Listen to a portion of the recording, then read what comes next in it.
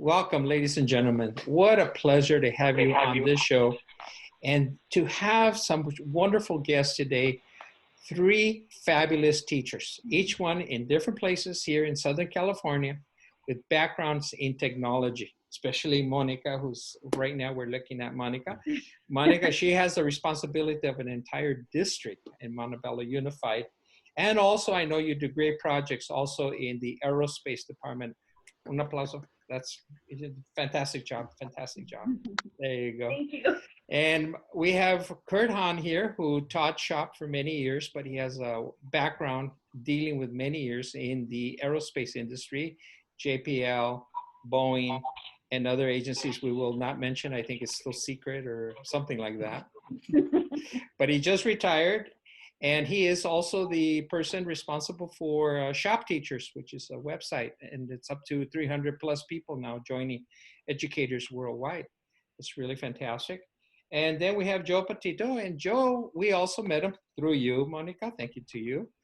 And Joe is an author, educator. He is in the aerospace area here of Southern California. Had the pleasure of meeting him and just wonderful, wonderful dialogue with him about Shop Teachers. So we're going to have an open discussion today. We have no real format of who goes first or second.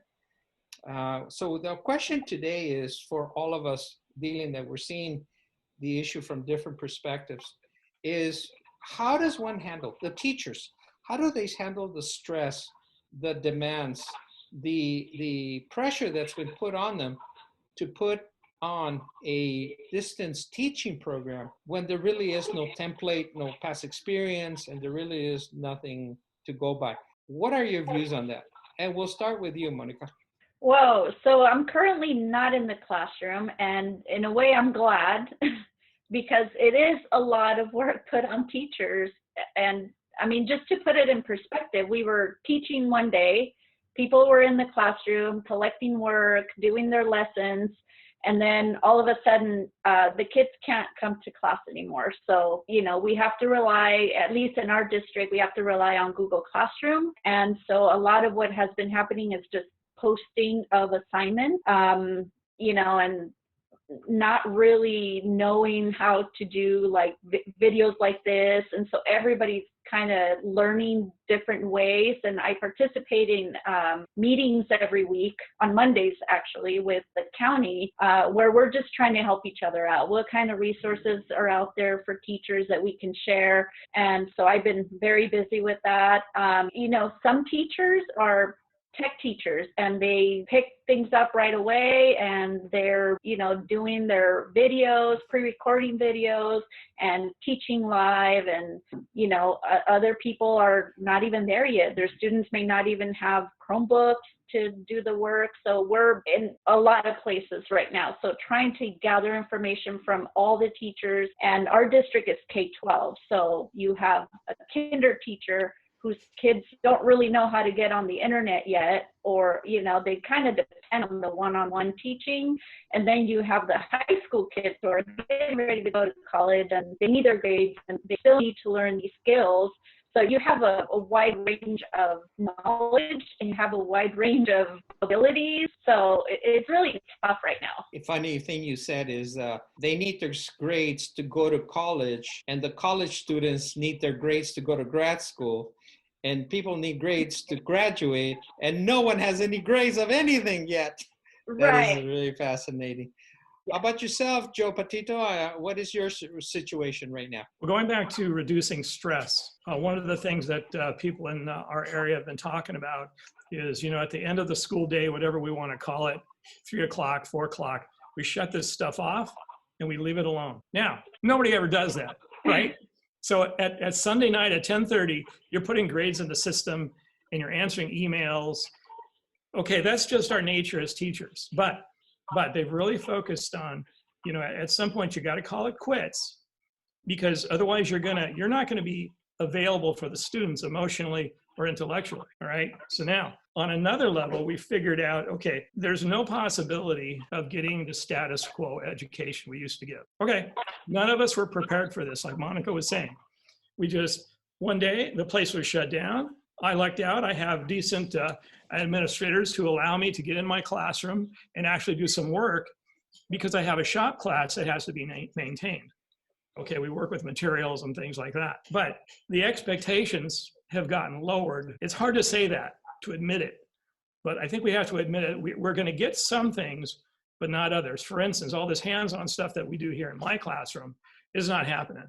So we have to come up with other strategies. That's like simulations. I don't particularly like, but that's me personally. That works very good for some areas, like some of the maths and sciences, the other classes. But again, taking a step back and acknowledging what we can do and then doing it well. Excellent. Mr. Hahn, your perspective on it. Well, as most of y'all know, I retired back in June. Okay. And so when I started my shop teacher page long before this whole thing started, it was a Facebook page for teachers like all of you to exchange ideas, thoughts, jokes, stress relief, cartoons, coffee.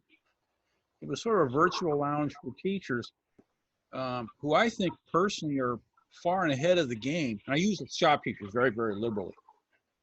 But there are people who exchange ideas because a lot of them are having they weren't getting any support from admin other than just do it.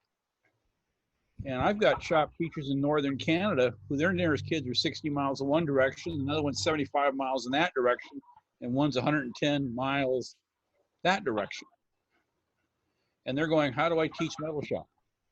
You know, like Joe said, you work with what you got to do with what you got, you know, and this is a place you come and tell the jokes and vent your frustration and, you know, non-judgmentally. You know, listening to all three of you, you make me think that maybe we should interview teachers from Alaska. How do they teach in the winter? I don't know if they have shop teachers in the winter, but I know that a lot of times the schools shut down completely because of the weather and they have to teach everything online. What are they doing? I mean, that just came to my mind right now. Well, they've been doing it for a long time because, again, you might have half your class in some settlement 500 miles that way, another is 600 miles that way, and the football team's 1,200 miles that way. I mean, they've been doing this for years. How they teach a shop class, that's a whole nother subject. But Table, the room is open to whoever wants to share. Well, I don't know how they do it, but they do. You know. Who wants to go next? Monica does. She looks like she's ready to go. What's the question? Your thoughts. What are your thoughts?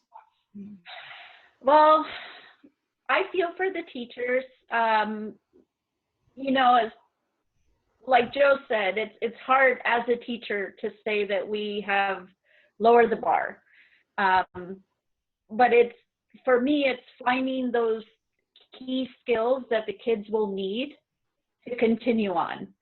So I've been doing a lot of thinking about what are those skills, and I'm working currently with a group of teachers.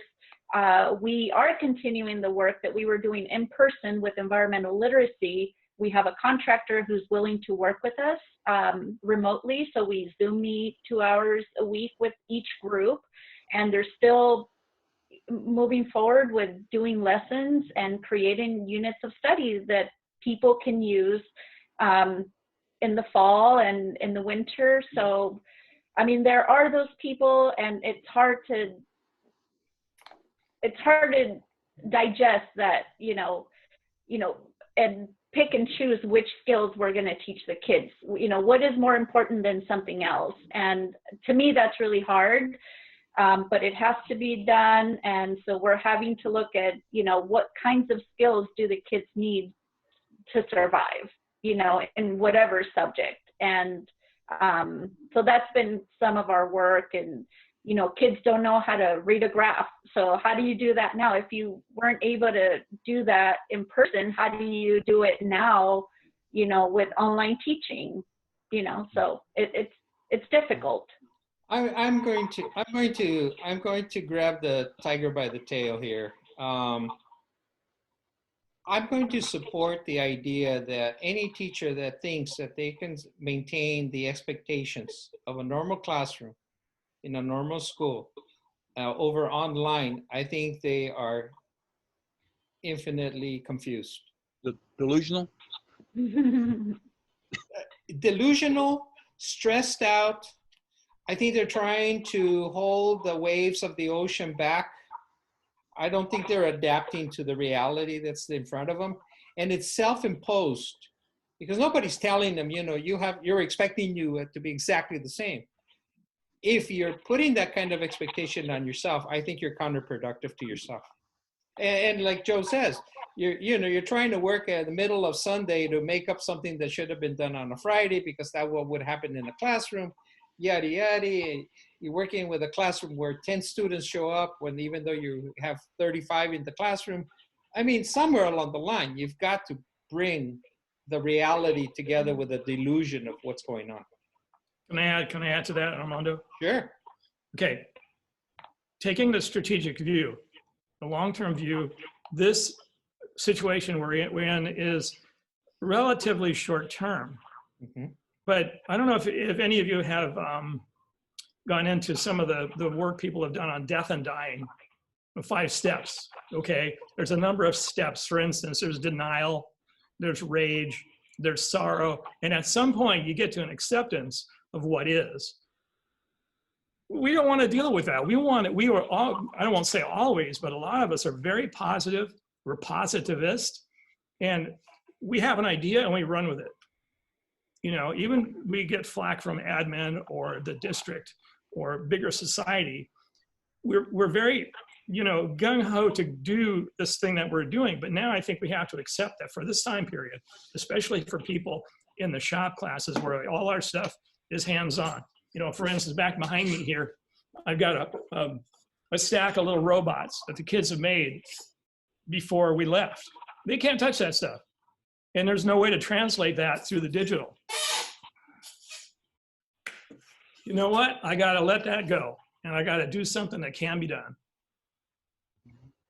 Origami, baby, origami. Awesome. Well, I, for instance, on one of the shop teachers' Facebook pages, I totally ripped off somebody else's lesson plan. They put it up there intentionally for all of us to share. And it was about making it a small sheet metal box, except we're making it out of cardstock. So you're going through all the design steps and the precision of measurement, and then the precision of bending. Even though it's paper, it's very good simulation. It's not sheet metal, but whatever. And that one worked really, really well. And I'm looking for more stuff like that. So having these digital resources out there with other people with more experience than me is really an awesome thing. It's open table.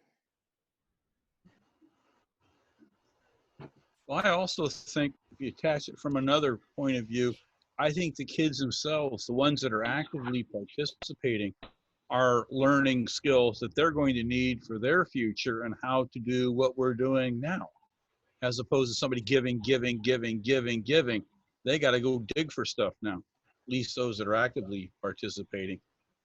I'm trying to build a radio go box for my ham radio, and that's a huge amount of research I didn't know existed until I started this process, looking at it from a slightly different angle. One of the things I've been pushing my students, because I teach 6th, 7th, and 8th grade. So I have 6th grade art class with ceramics and beginning STEM, and then 7th grade, 2 sections of a shop class. And then some people are familiar with the thing called Project Lead the Way.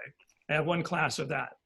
But what I've been doing is pushing them to look at something and see what else can be done with it, like the retask, repurpose idea. So if you have a pencil, it's very good for doing 2 things.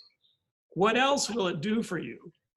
There's the old project of a paperclip. You take a paperclip, how many ideas, what can you do with a paperclip? It's like a thought exercise, but pushing them in their location to think differently about what they're doing, I think that's an added thing I think we can do. One strategy. We are 3 of us are very blessed and 1 is not. And the person not blessed is Monica. because Monica has to work with a lot of people. You know, we're looking at this from a personal point of view, or, you know, what we see. But Monica has to see it from, I don't know how many teachers. And since you're going to the county, you're hearing from Los Angeles County. That's a huge county. What are you hearing about the issues that teachers are facing in this area of tech, trying to teach technology? And by the way, Monica's doing an excellent job. Oh, thank you. She's our hero. Oh, thanks. I'm not doing much. I'm just gathering resources. So a couple of things. It's a network of teachers and district people, right? So we're all there in the county trying to help each other out. So we hear what other districts are doing and how they're doing it. And then we try to incorporate some of those things. So, you know, like I said, some districts already, you know, their kids already had Chromebooks, so they can access the information. Other districts are having issues with the kids getting online access, which is an issue, because from the student perspective, they're not getting anything if they don't have internet. You know, even if they have a Chromebook, if they don't have internet, they're not going to be able to access their work. There are a lot of, one of the other problems that I've seen that teachers have come across is too much information. It doesn't seem like that, but, you know, a lot of people put resources up there, you know, and then we click on the page and then there's like 10 other pages on that page. And so it's going through all that information and trying to get what works for your class is really difficult. So, you know, as a teacher, I can imagine how many hours people are spending looking through information to find something that they are actually going to use, you know, that aligns to their standards and their population of students. And, you know, we're not even discussing how the students feel about all this stuff. We're just talking about a teacher perspective, but there are a lot of resources. And I think, you know, as a teacher, what you're comfortable with using. I mean, they talk about webinars, they talk about, you know, Flipgrid, and, you know, a lot of these things I haven't heard about. So I'm having to Google it as they're talking about it.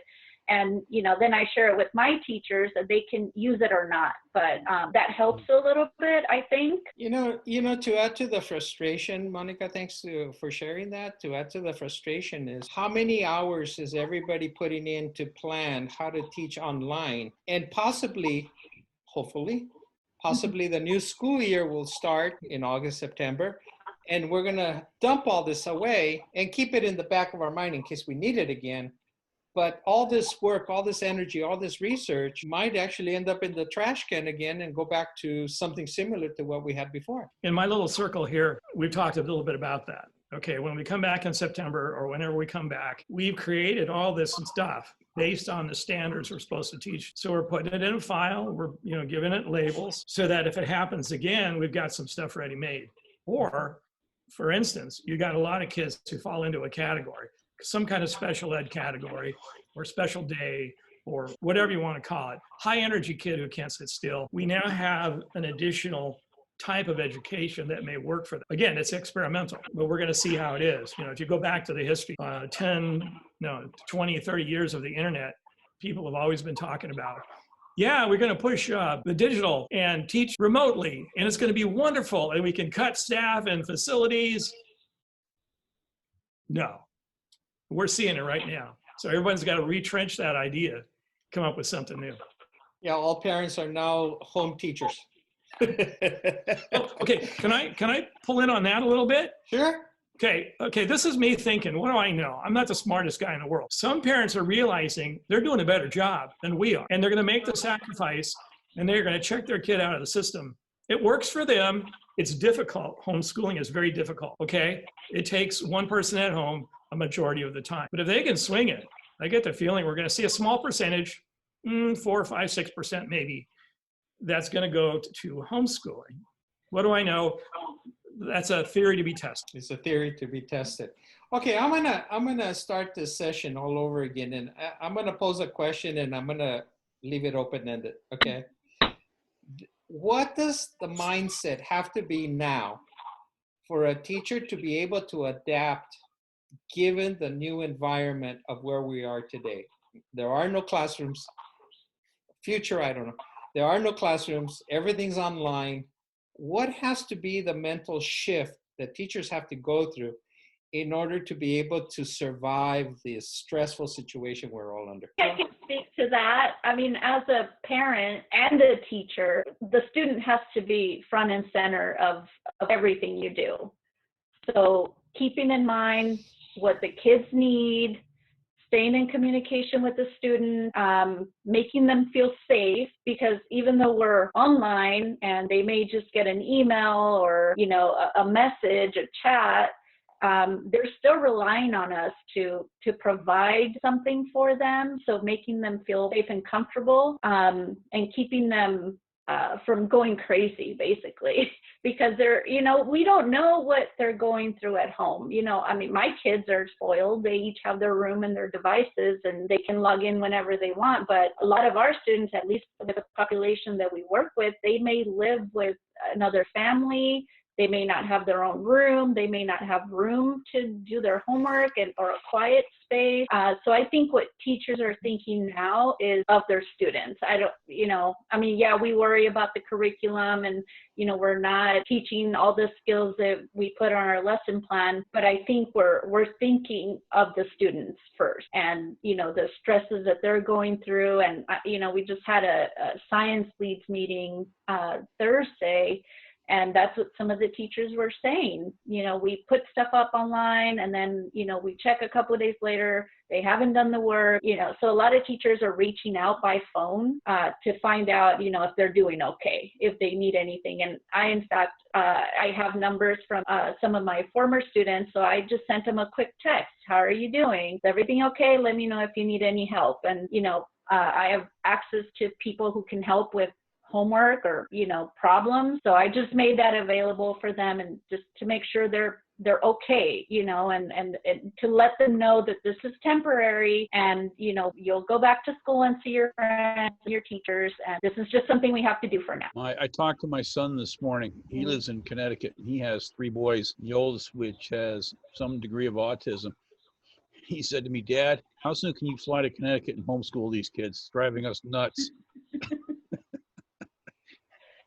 Well, you know, I'm going to take a quick issue with Monica on this point. Parents happen to be home, and Joe sort of raised that issue a little bit about supporting the kids. But once the economy starts going back to normal and parents have to go back to work, you know, we're back to the idea of transferring the responsibility of teaching back to the schools. So it's, yes, the parents, a certain degree of parents can help their kids today, but eventually they're going to be gone. They're going to go back to work. And then, or God knows, this new economy that's going on is going to shift the family. It may split everybody up where the work is no longer in their neighborhood. They may have to go to another state. So who knows what's going to happen. Joe, what's your thoughts on that? I'd like to go back and add to what Monica mentioned, you know, about there's just too much information out there. There's just so much stuff out there. How do you pick and choose? Each one of us is going to pick and choose something a little bit different based on our background. You know, and a little bit about me, I've come to education after vocational training in high school, and then the military, and then self-employment and building contracting. Then I came into teaching. Okay, and so when I put stuff out there, people look at me like, where are you from? What have you been doing? So my approach that works for me is, you know, there are 5 ways to do anything. And I want my kids to know this. If you can't do something one way, find another way to do the same thing. Oh, that doesn't work. Go find another way to do the same thing. It can be done. If you have the motivation to go do it, you can do it.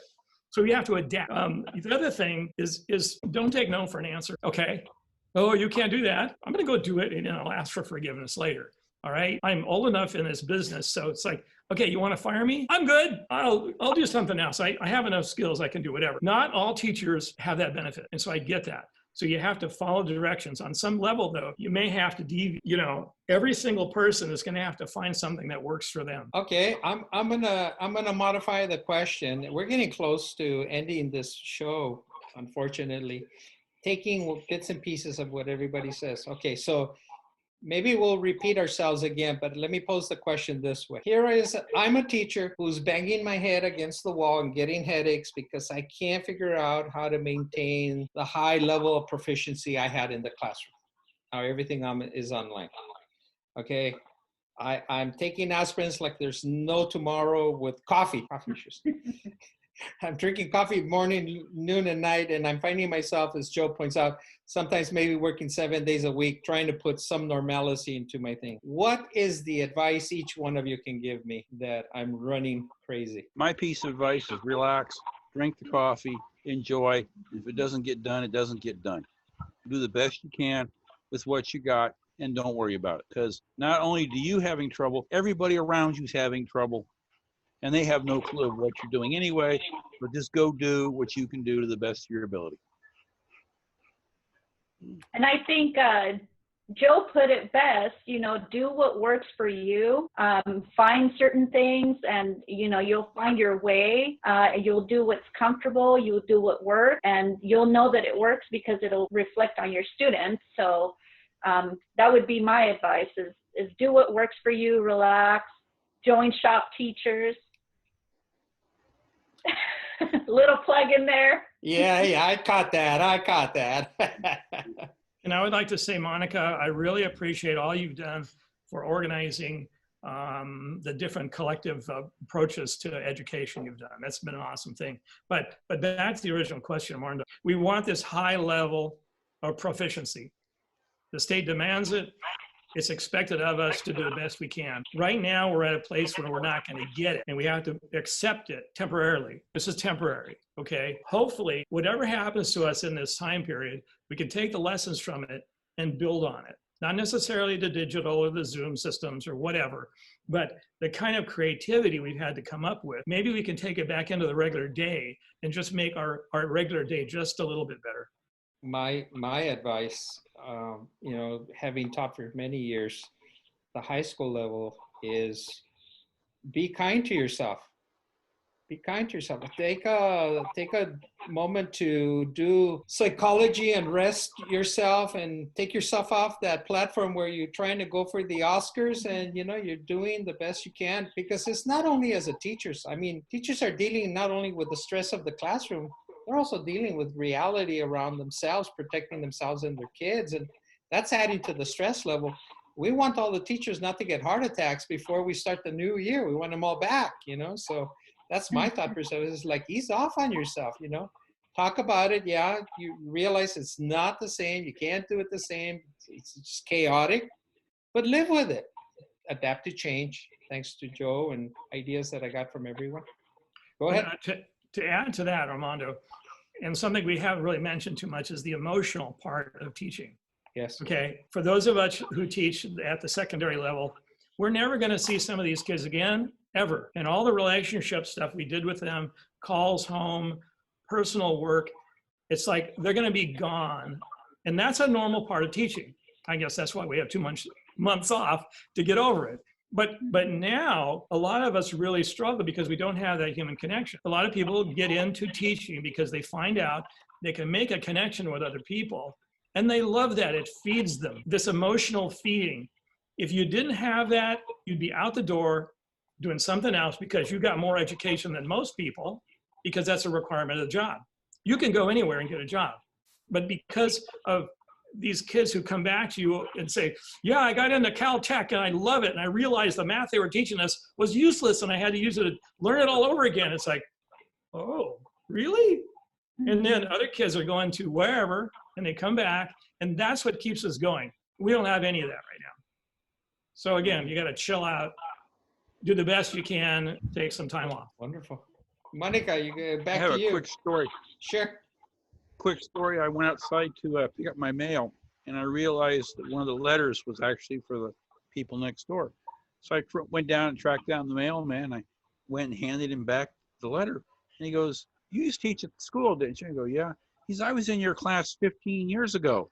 And he said, I owe you a thank you. And I go, for what? And he says, because of you, I learned how to fix computers. So my other job, I fix computers. My wife teaches high school. She deals with all the crap that you had to deal with. But you gave me my second job. I went, wow, I guess I did do something right. That's great. You know, You're right. I'm not sure this distance teaching gives us that contact or the ability to give those kids those push when they need it. But what do? We didn't bring the situation upon ourselves. Monica, you wanted to say something. No, I concur with everything you're saying. And I also want to share that there are some summer opportunities coming up. So stay tuned for those. Again, in the aerospace industry, we're going to try and do sessions, modules for teachers as well as high school students if they want to join us live. We're still trying to figure out all the details. That's coming, and it's coming for the summer, possibly on a weekly basis, just to keep people interested in coming back. So, just look out for those announcements. Great. You got it. That's great. Okay, we'll make those announcements. Okay, we're ready to Bring close this fantastic solar session. sun Wait a minute, Sign me up. Mr. Han. The typical teacher, Mr. Han. He wants to jump in there. All right, everybody's got 1 minute. 1 minute to close the show. Who wants to go first? Okay, you have our I'll attention. go. All right. The only thing I can tell I you. didn't hear you. What? I'm sorry. Did I talk over you? Don't Please give up. Go ahead. Okay. No matter what's going on right now, don't give up what you're doing. Failure after failure after failure. It breaks you down, but still, don't give up. You hang in there. We're going to get through this. Tell all my teacher friends, relax. Do what you can. Enjoy. Coffee fixes everything. And just do the best you can. Monica. So my advice is join Shop Teachers, listen to Han's podcast and music, beautiful music, and just look for other resources too that might interest you as a person, not necessarily as a teacher. Like I'm taking a class on negotiation, which I'm probably never going to use. It's something to, unplug from all the other things that are going on right now. I don't know, do some volunteer work, do something different that'll help you bring your mind down for yourself. Well, I have the pleasure of having all three of you on the show. We invite other teachers, shop teachers around the world to join us for future productions. And I'm going to post my email so people can write to us, or they can go straight to the website, Shop Teachers. I think what I'm learning, I'm trying to condense everything together, what you've said. And I think what I'm going to walk away from is a reminder that teachers are human. They're not robots. They're not something extraordinarily special. We don't walk on water. We're human. We have emotional stresses like everyone else. We have to deal with our lives personally, whatever it may be. And at the same time, if we overcompensate and try to do a normal classroom and expect that to be from us, I think we break ourselves down and we're not going to be able to work for the long term. Short term, we're facing what we're facing. But we're here for the long haul, and to do that, we have to stay mentally on top of things for ourselves. And if you need to go find a virtual yoga teacher or learn meditation or mindfulness, so be it. There's some programs I produced in that area as well. So read, take a deep breath, don't forget to breathe, and be kind to yourself. And with that, I'd like to thank all three of you for being on the program, and I look forward to having you back into future shows. I'm always listening to new ideas, and I know you guys are, running with ideas, so please share them with us. And post your ideas also on the Shop Teachers. Use it to communicate with some wonderful people. So I want to thank all three of you for being on the program. Post everywhere. Almost everywhere. Thank you very much for being on the program, guys. Okay. So we want to thank Joe Patito. We want to thank Monica Maynard. We see her great things that her kids are doing, running and in colleges. And Kurt Han also for maintaining and administering Shop Teachers website. So we'll come back together and continue the discussion. It's been marvelous. It's been a real pleasure to hear you guys out. Thank you.